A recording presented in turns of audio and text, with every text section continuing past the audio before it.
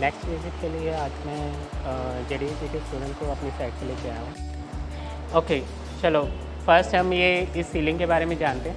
हमारा ये पीओपी का फॉल सीलिंग हो रखा है, ठीक है।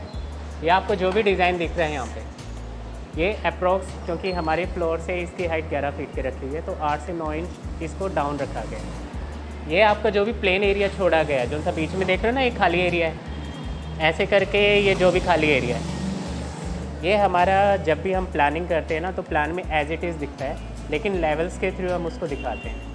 ये जो सा बिल्कुल प्लेन ओपन खाली है, जो कटिंग्स में है, जो रूफ दिख रही है हमारी, उसको हम 0 लेवल मेंशन करते हैं। उसके बाद में हमने ये ट्रायंगल के पार्ट को ना 5 या 6 इंच कुछ डाउन किया है, तो इसको लेवल करके +5 इंच उससे डाउन दिखा रहे हैं। और उसके बाद में आप साइड की कॉर्नर्स की पट्टी वगैरह देख रहे हो, ये अप्रोक्स आपके 8 से 9 इंच का डाउन है, तो आप उसमें लेवल +8 इंच ऐसे दिखाते हो। ये सारा पीओपी वगैरह का वर्क होता है। डिज़ाइन कुछ भी करो, हमने लाइट की प्लेसमेंट्स कर रखी है, ज़रूरत से ज़्यादा लाइटें नहीं भरनी, क्योंकि अप्रोक्स आपकी 2-2, 3-3 करके काफ़ी सारी हो जाती हैं, जब हम दिक्कत नहीं होगी कि एयर के लिए हमारा कोई पार्ट बाकी बचा हुआ। पीओपी का डाउन लेवल से क्लियर आपका। पेंट वगैरह का हम ऊपर करेंगे। इस टाइम पार्किंग में हमारा ये ऊपर जो भी फर्नीचर रेडी हो रहा है वो इसी HDHMR बोर्ड से हो रहा है, ठीक है।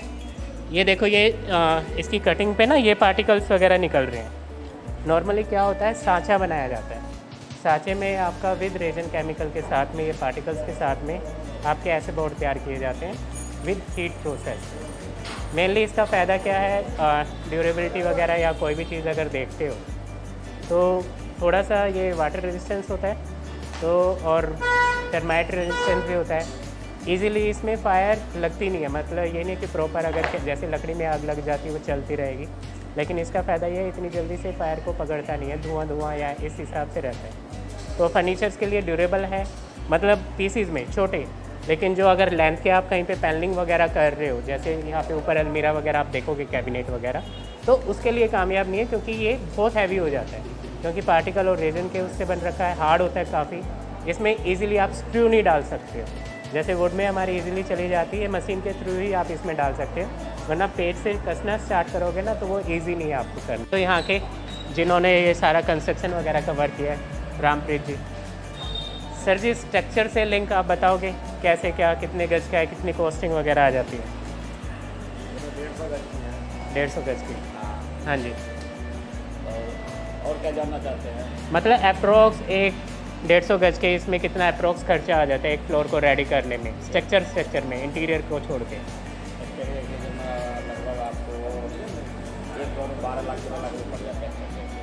मतलब 100 से 150 गज का 12 से 13 लाख का खर्चा इस टाइम पे आ रहा है। और नॉर्मल जैसे आयरन वगैरह जो भी सरिये वगैरह आपने यूज़ किए हैं, 16 mm वगैरह, या इसका प्राइस वगैरह अब क्या चल रहा है, सरिये वगैरह का रेट वगैरह? सरिया रेट तो 72, 73 ये भी चल रहा है, सब भी चल रहा है। कौन कौन सा सरिया यूज़ कर रहे हो? 16, 12, 10 mm। 16, 12, 10, 20। ये आपका मेनली नॉर्मल जो उनसे रेजिडेंशियल फ्लोर एरिया वगैरह होते हैं, नॉर्मली ऐसे यूज़ किए जाते हैं। जैसे आपका स्ट्रक्चर बन रहा है ना, ये आपके बीम्स वगैरह अभी यहाँ पे नज़र नहीं आएंगे, जब आप ऊपर जाओगे ना तो आपको बीम्स वगैरह नज़र आएंगे, तो उसमें आपका 16 mm का, 20 का, 10 का रिंग के लिए होता है, ठीक है, और 12 mm का ये आपका आयरन रोड्स वगैरह के लिए यूज़ करते हैं स्ट्रक्चर के लिए।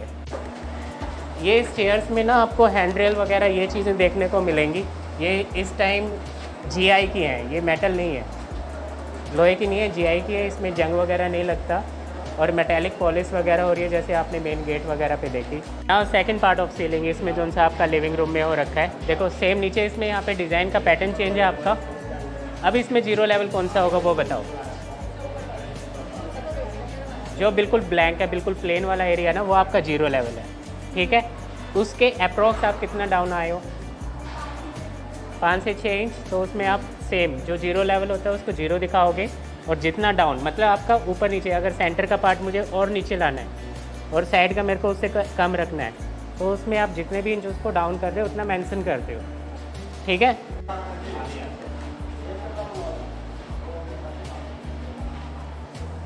आज वुडन पैनलिंग हो रखी है यहाँ पे एंट्रेंस टू किचन के पे। ये नॉर्मल एक छोटा स्टोरेज दे रखा है, इसमें लाइटें वगैरह लगेगी और कोई भी डिस्प्ले का वर्क है।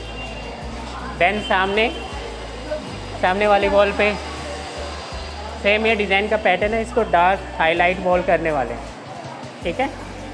और इस पर आपका वार्निश वगैरह होगा इस पर। इसमें नॉर्मली हमने फॉल सीलिंग रखी है, कुछ ज़्यादा चेंज नहीं किया हुआ, सिर्फ रेक्टेंगुलर रखा हुआ है, बीच में पार्ट ये और बड़े फैन के लिए ये।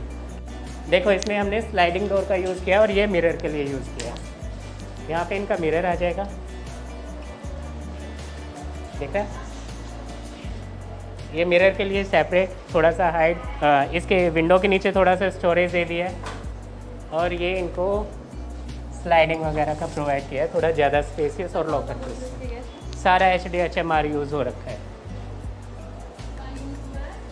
सारा HDHMR बोर्ड यूज़ हुआ है, लेकिन इसके पल्लों में हमने पहले HDHMR लगवाया था, ठीक है, लेकिन वो कामयाब नहीं था क्योंकि उसमें ना हल्का सा टर्न आ गया था, हैवी हो जाता है मूवमेंट। हाँ, तो इसके लिए ना हमें फ्लश डोर लेके आने पड़े इनके लिए। फ्लश डोर हैवी होते हैं और क्योंकि वुड हमारी स्ट्रेट होती है तो उसकी जगह जब हमारा ये पार्ट लगा है तब ये कामयाब हुआ है। अदरवाइज़ आपके इतना बड़ा पैनल जो मैं कह रहा था HDHMR में, वो आपका कामयाब नहीं होगा, ठीक है। ये इसका टेपिंग पार्ट होता है, किसी भी एंड पे अगर आप देखोगे ना, देखो बोर्ड का ग्रीन पार्ट होता है, उसको कवर करने के लिए ना ऐसे टेपिंग की जाती है, ठीक है, जितना भी हो रखा है। अब इसमें खुला तो हुआ है, देखो एक हमने हाइड स्टोरेज दिया हुआ है इसमें ऐसे, ताकि कोई भी कुछ डॉक्यूमेंट्स वगैरह है, थोड़ा सा कुछ नया भी चाहिए था, थोड़ा ना पता चले साइड से भी, तो जैसे लॉक रहेगा तो नॉर्मली वैसे नज़र नहीं आएगा क्योंकि आपको वैसे तो बड़ा नज़र आ रहा है, लेकिन फाइलिंग वगैरह से थोड़ा सा सरप्राइजिंग सा हो जाता है। देखो लास्ट हमने पीतमपुरा के साइड पे क्या देखा था कि हमारी चीज़ें बन रखी थी। एक ये कंसील्ड देखा था आपने जो उस टाइम पे बिल्ट हो रहा था, ये देखो जो कटिंग की कह रहा था ना मैं वहाँ पे बॉक्स का, ये चीज़ें होती हैं बटन्स वगैरह के लिए। सेम वॉल हंग इसमें यूज़ किया गया है, हाइट वगैरह यूज़ किए हुए हैं, जेट स्प्रे के लिए ये यूज़ किया है, बाथिंग एरिया इनका ये रखा है, ये हमारी वैनिटी एरिया, यहाँ पे हमारा अभी ग्लास लगेगा ऐसे कटिंग होके। ये सर का किड्स रूम है, नॉर्मली हमारा यहाँ पे बेड की प्लेसमेंट वगैरह आनी है और यहाँ पे इनका सारा जो भी स्टडी वगैरह का भी बनना है। ये किड्स का वॉशरूम है, यूज़ कर सकते हैं क्योंकि इसकी थिकनेस डिपेंड करती है आपकी 18 की ले रहे हो, 20 की ले रहे हो, 25 की ले रहे हो, जितना मोटा लोगे उतना ही अच्छा है इसके लिए। क्योंकि ऐसी वैनिटीज़ अगर आप मार्केट में लेने जाते हो ना तो 8-8, 9-9 हज़ार की मिलती है और वैसे बनवाते हो तो अप्रोक्स आपको ये 3 या 4 हज़ार में अप्रोक्स पड़ जाता है। ये सारा ना टाइल यूज़ कर रखा है, 2x4 की टाइल्स आपको यूज़ की हुई है कि तो आई जाओ। ये देखो आपका पेनिट्री एरिया लॉन्ग, इसको ओपन करके देखो एक बार, ये पेनिट्री देखो, ये आपकी बड़ी स्टोरेज यूज़ किया हुआ है, ठीक है। ये आपकी ना 22 इंच की बन रही है, जो छोटे बॉक्सेस वगैरह ये चीज़ें हैं, दिखाना। ये देखो इसमें ऐसे होल्ड करके 7 फीट की हाइट है, ये अप्रोक्स ये 20 इंच में आ रखा है और 22 इंच में हमने इसका स्पेस छोड़ा हुआ है। ऊपर है क्योंकि 7 क्योंकि 8 साढ़े 8 फीट की हाइट बची है तो ऊपर हमने वैसे स्टोरेज बना दी। ये आपका ये पार्ट अलग लग जाता है, इसके साथ में जॉइंट होता है, जैसे ही आप इसे मूव करते हुए अंदर चले जाते हैं, जैसे आपका मैजिक कॉर्नर इसमें मूव कर रहा होता है। ये देखो ये आपके सॉफ्ट क्लोजर चैनल इनोटेक के लगे हुए हैं, इसमें क्यूबा के लगे हुए हैं, ठीक है।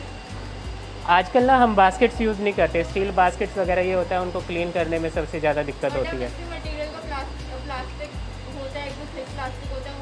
नहीं, इसमें जैसे आप मान सकते हो ये सीट्स का बनता है, जैसे आपकी GI की सीट्स होती है ना, उसी हिसाब से कौन सा मटेरियल है इसका भी आइडिया नहीं है मुझे, लेकिन ये ड्यूरेबल होते हैं, इस पर कोई जंग वगैरह लगने का खतरा नहीं होता, 5-6 साल की वैसे ही गारंटी कंपनी से मिलती है और ईजी होता है, इनको बस इतना करना होता है, ये ईजी टू क्लोज हो जाते हैं।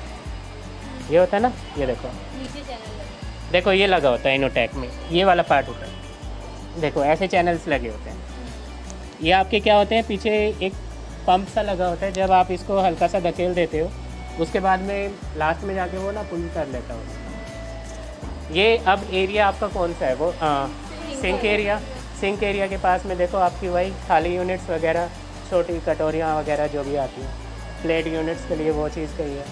एक नॉर्मली हमने इसको स्टोरेज दे दी है, इसमें सेल्फ लगेंगी अभी।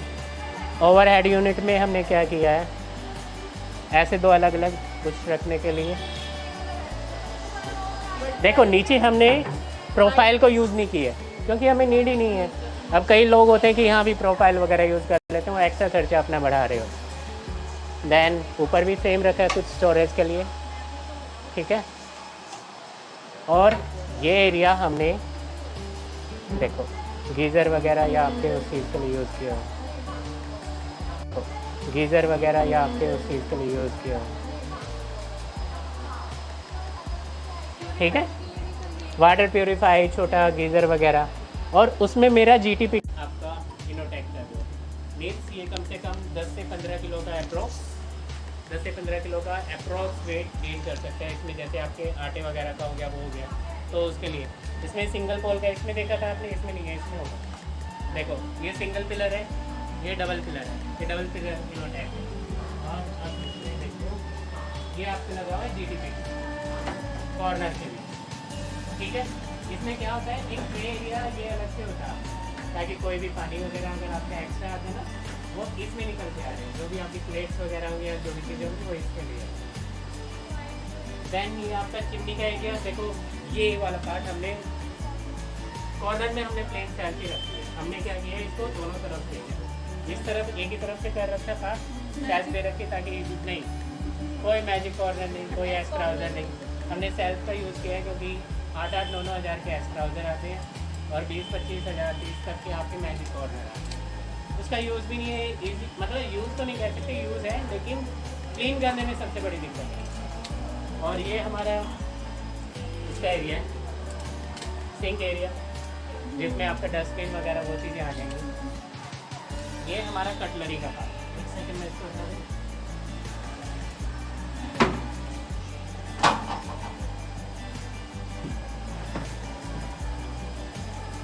देखो ये हमारा कटलरी का पार्ट है। इसमें आपकी वो देखिए ना सीट टाइप की आती है, अलग अलग बॉक्सेस बने होते हैं, तो ये उसके लिए आपका फ्लोर यूनिट। ये सेम हमने गैस के पास में ना ऐसे स्टोरेज दे रखी है, मतलब सारी चीज़ें हमने प्लेन बोर्ड से बनाई हैं, बास्केट का बिल्कुल यूज़ नहीं किया है। तो इसको निकालना भी पता है बहुत ईजी होता है। देखो मैं आपको मूव करके दिखा रहा हूँ। ये आपका आया, आपने इसको जस्ट ये उठाया, ये देखो आपके हाथ में आ जाए, साफ किया, ये किया और ये आपका लगा। और यही चीज़ अगर आप उसमें कर रहे होते स्टील की में, चैनल्स खोलो, उसको निकालो, उसको लगाना कितना डिफिकल्ट हो जाता है, तो कितना फ़र्क है इनोटेक के। ऐसे हमने 3 स्टोरेज दी हुई है नीचे, ठीक है। ये आप ये देखो कॉर्नर के लिए हमने दोनों को इस तरफ खोला है, थोड़ा पीछे करके और देख रहे हो, इसमें एक तरफ सेल्फ दी ताकि बड़े कोई भी अगर आपके बर्तन हो वो रखे जा सकें सेल्फ के साथ में, नॉर्मल छोटे। ये भी डिटैचेबल है, कल को आपके इतने बड़े हो जाते हैं ना, आपकी वीकली स्टोरेज है, मंथली स्टोरेज है, उसके लिए काफ़ी अच्छा है। अगर वही चीज़ मैजिक कॉर्नर में होती है, वो चीज़ हमें यहाँ पे मिलती है और कॉस्ट में इफेक्ट आ जाता है क्योंकि बहुत फर्क आता है। ये एक साथ भी पल्ले ऐसे करके LB हरी कब्जियों के थ्रू आपके जॉइंट हो जाते हैं और ये पूरा का पूरा ऐसे जा सकता है। लेकिन हमने सेपरेट इसलिए किया कि हमें ओपनिंग ज़्यादा मिलती है, ठीक है। तो कॉर्नर्स में आप ऐसे भी यूज़ कर सकते हैं। दैन ये आपका वेजिटेबल वगैरह का ये 4 से 5 इंच रखा हमने, ये बड़ी उसके लिए रखा हुआ है। और ऐसे ही ये नॉर्मल एक प्लेन बास्केट रखिए यहाँ पे ताकि कुछ ऐसे डब्बे वगैरह कोई ऐसे। ये होते हैं आपके हाइड्रोलिक पंप्स वगैरह, इसमें सॉफ्ट क्लोजर सेंसर वाले आपके हर तरह के से आपको मिल जाते हैं। तो ये डिपेंड करता है आप पूरी सेल्फ देना चाहते हो, ग्लास की बनाना चाहते हो, तो इसके थ्रू आपके डिवीजन होते हैं। डिज़ाइन आपके ऊपर बात है, आप फ्रंट से कैसा देना चाहते हो। ये आपका गैस यूनिट है तो हमें ऐसी चाहिए कटलरी, फ्लोर यूनिट, गैस के लिए स्पेस, कॉर्नर में हमें कैसे कैसे स्टोरेज होगी, और बड़ी स्टोरेज चाहिए होती है तो उसको चेंज करके आती है। आपका एरिया छोड़ा हुआ फ्रिज के लिए, सीलिंग का एरिया ऊपर का स्टोरेज कवर कर दिया है क्योंकि इसके पीछे स्पेस है। तो चिमनी लग के जो इसका एग्जॉस्ट होगा वो सीधा पीछे की तरफ निकल जाएगा, वरना अगर किसी भी एंगल पे अगर और तरफ होता है तो हम इसके अंदर इसके पाइप की मूवमेंट रखते हैं। ये छोटे साइज़ की पीने वाली है इतनी। ये देखो ये हमारा LED यूनिट पैनलिंग वगैरह का है, ठीक है, यहाँ पे वो आपको आइडिया देता हूँ। इसमें देखो सारा बोर्ड आपका जितना भी यूज़ हुआ ना HDHMR यूज़ हो रखा है, और डोर्स में आपके फ्लश डोर यूज़ हुए हैं जिसमें आपके आगे पीछे सनमाई का यूज़ हुआ है वो। हाँ, ये हमने ये मोल्डिंग वगैरह जो सी वुडन की स्ट्रिप्स होती है ना, एक वॉल को हाईलाइट करने के लिए इसको मोल्डिंग ही करवाएं वुडन वाली मोल्डिंग के साथ।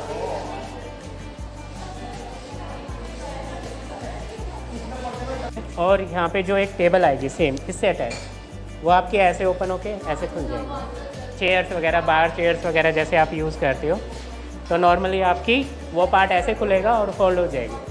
उसके ये यहाँ पे अलमीरा यूनिट्स अलग स्टोरेज दे रखी है, वैसे इनके जिम वगैरह के इक्विपमेंट्स वगैरह जैसे आएंगे बड़े मिरर के साथ में, वो यहाँ पे लगने वाले हैं। अच्छा, ये देखो ये ऊपर वाले रूम में है जिसमें क्योंकि हमारे सर जो से हैं इनको लाइब्रेरी वगैरह और एक कुछ ऐसा बार एरिया चाहिए था कि अपना थोड़ा सा सीटिंग हो, एक दो सीटिंग्स वगैरह और बार का भी यूज़ करते। देन वो एक प्रॉपर एक सीटिंग एरिया पीछे उधर बनने वाला है। तो इसमें मेनली क्या है, एक लॉन्ग स्टोरेज हमने इनको दिया है यहाँ पे, इनकी सेपरेट वहाँ पे कॉर्नर पे हमने सीटिंग कंप्यूटर के लिए दिया हुआ है। ये इनकी बुक सेल्फ हैं कुछ डिस्प्ले के लिए, इनमें लाइट्स वगैरह भी लगनी है जिनसे आपने ये पार्ट देखते हैं। ठीक है, ऐसे करते करते कॉर्नर्स में वही स्टोरेज लाइब्रेरी के लिए। देन इस कॉर्नर पे आके ये सारा का सारा हमारा बार एरिया बन रहा है। समझ में आ रही है किस चीज़ की बन रही है? POP की बनी है वैसे? जी नहीं, ये वुडन की पट्टियाँ लगी हुई हैं सिर्फ, जो नीचे रखी हुई है मोल्डिंग के लिए साथ में वो चीज़ें नहीं। इसमें देखो ये मोल्डिंग यूज़ किया हुआ है, इसको पेंट हो रहा है। हाँ जी, ये पेंट होगा आपका। एंड हमेशा POP तो कहीं ब्रेक करने के भी चांसेस होते हैं, लेकिन इसके चांसेस नहीं होते। और आपके जितने भी गेट वगैरह पेंट हो रहे हैं, इसमें मेटालिक पेंट हो रहा है। ठीक है, अभी सर से भी मिलवाता हूँ कैसे कैसे उन्होंने यूज़ किया हुआ। हेलो भैया जी, क्या नाम आपका? महेश कुमार जी। अच्छा महेश कुमार जी, आप कौन सा यूज़ कर रहे हो इसमें पेंट वगैरह मटेरियल डोर विंडोज़ के लिए? चाहे यानी कि जो पाउडर भर डाल करके फिर उसके बाद वो करना पड़ता है, रेगमार लगाना पड़ता है। रेगमार लगाने के बाद सीलर भराई करे या लालाना का भराई हो गई, फिर उसके बाद यानी कि भराई करके पूरी नस फिर पट्टी उट्टी चेक करके, मतलब उसके जॉइंट्स वगैरह फिल किए जाते हैं। हाँ जितना जो भी है वो सारा ये नहीं फिल किया जाता है। उसके बाद यानी कि सीलर की फिर भराई होगी। सीलर भराई होने के बाद पूरे यानी कलर वलर सेट किया जाएगा। कलर सेट करने के बाद मैलामेंट जेट डाले, चाहे ग्लॉक्सी डालिए, चाहे मैट डालिए, जो भी करना है वो उसके बाद होगी।